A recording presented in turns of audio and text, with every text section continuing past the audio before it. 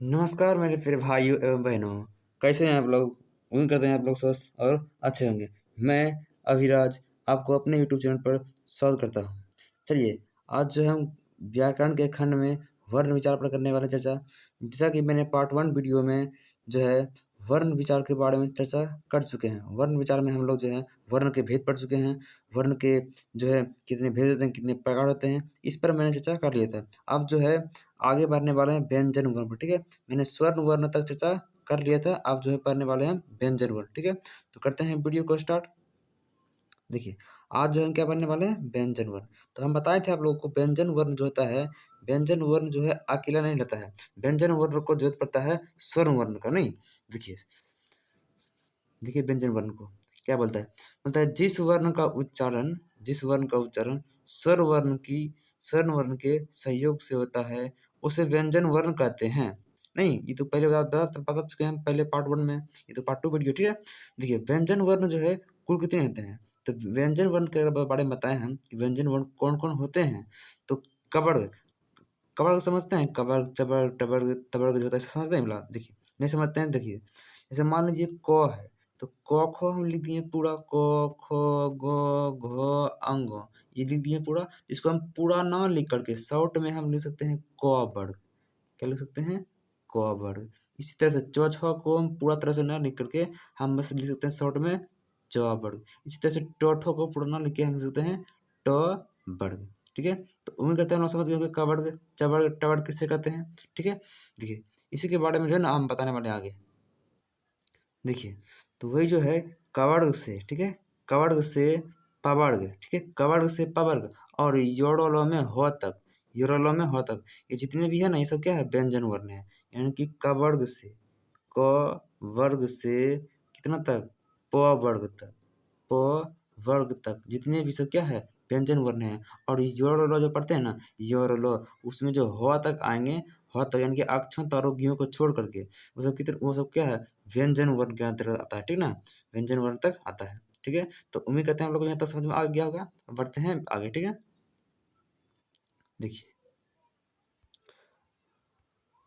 आगे है व्यंजन वर्ण के भेद, ठीक है। व्यंजन वर्ण के भेद देखते हैं। देखिए व्यंजन वर्ण के जो भेद होते हैं वो होते हैं कितने, 3 होते हैं, ठीक ना। ये जो तीनों हैं बहुत ही इम्पोर्टेंट है बिहार बोर्ड की दृष्टि से, या फिर आप इंटर में है या फिर आप मैट्रिक में यानी कि 12th में है या 10th में है, दोनों की दृष्टि से जो है बहुत ही इम्पोर्टेंट है। देखिए वर्ण, व्यंजन वर्ण के भेद कुल कितने होते हैं? 3। पुरुष का व्यंजन वर्ण कितने भेद होते हैं? तो 3 होते हैं। देखिए पहला क्या होता है, पहला होता है स्पर्श व्यंजन, दूसरा होता है अंतःस्थ व्यंजन, एक होता है उष्म व्यंजन, ठीक है।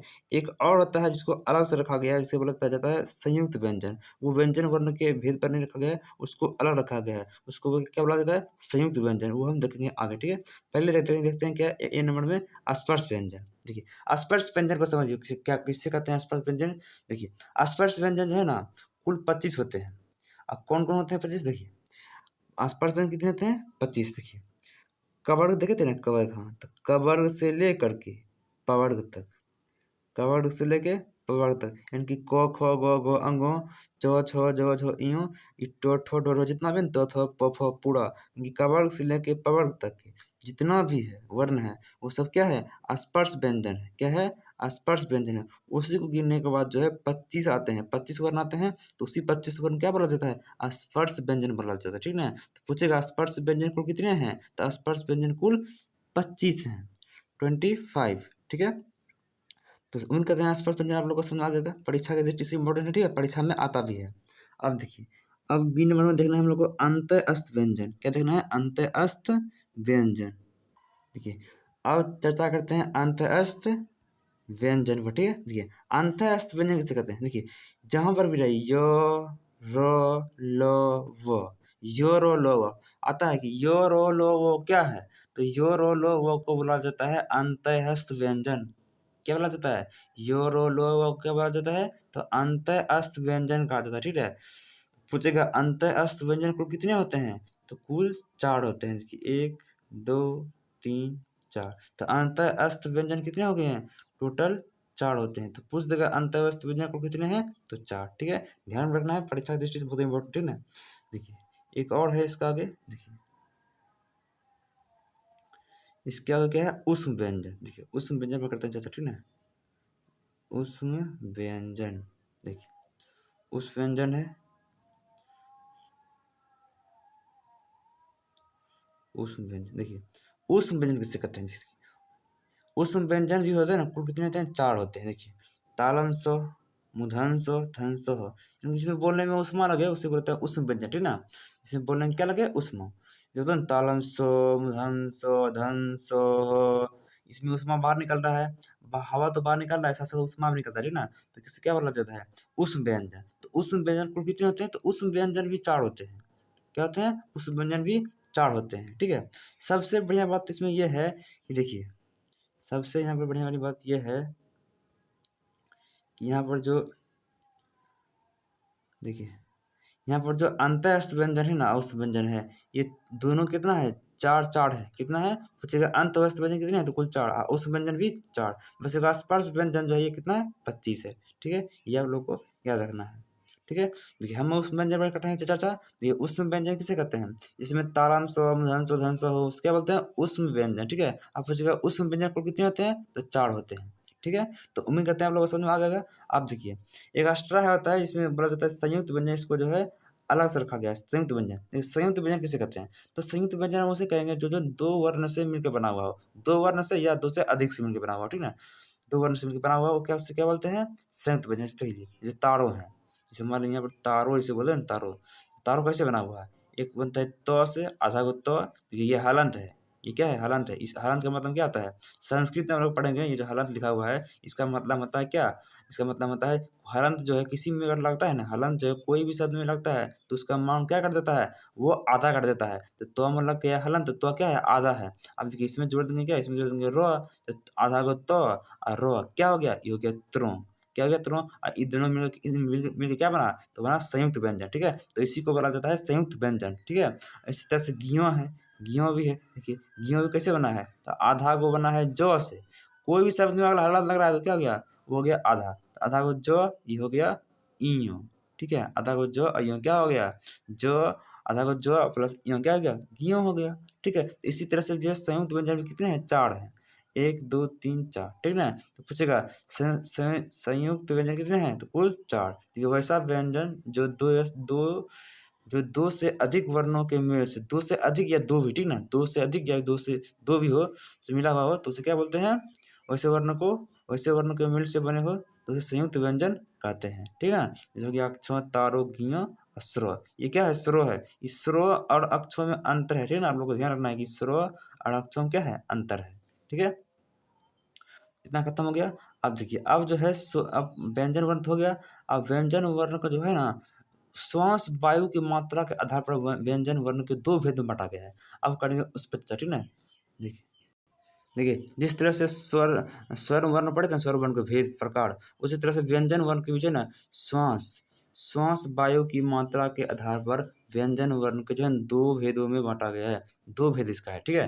पहला है अल्प प्राण, दूसरा है महाप्राण, ठीक है? देखिए अगर अल्प प्राण समझ लिए तो महाप्राण भी आप लोग समझ आइएगा। जो अल्प प्राण है, अल्प प्राण को छोड़कर जो भी है क्या है? सब महाप्राण है। तो पहले अल्प प्राण को समझना, ठीक ना? देखिए अल्प प्राण क्या है? देखिए अल्प प्राण में किसे कहते हैं? देखिए अल्प प्राण में जैसे वर्ग तो बता दिए आप लोगों को, इसमें लिखा क्या है? प्रत्येक वर्ग का प्रथम, प्रत्येक वर्ग का समझ रहे हैं? प्रथम यानी क ख ग घ अंगों जो हुआ, इसमें जो है प्रथम क्या आता है? इसमें प्रत्येक वर्ग का प्रथम तो क आता है, प्रथम में क आता है। और तृतीया में क्या? तृतीया में आता है ग आता है, जैसे हो गई प्रथम में क आ गया और तृतीया में ग आ गया।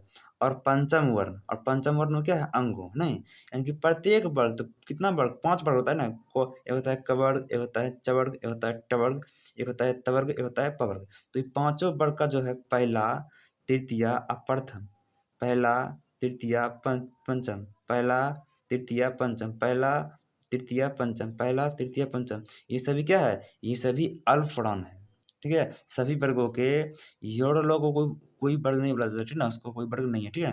देखिए क वर्ग से लेकर प वर्ग तक कोई बोला जाता है, ठीक ना?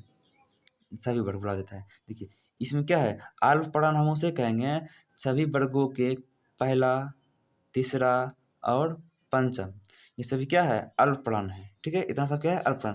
और देखिए इसमें एक अंतःस्थ व्यंजन भी है।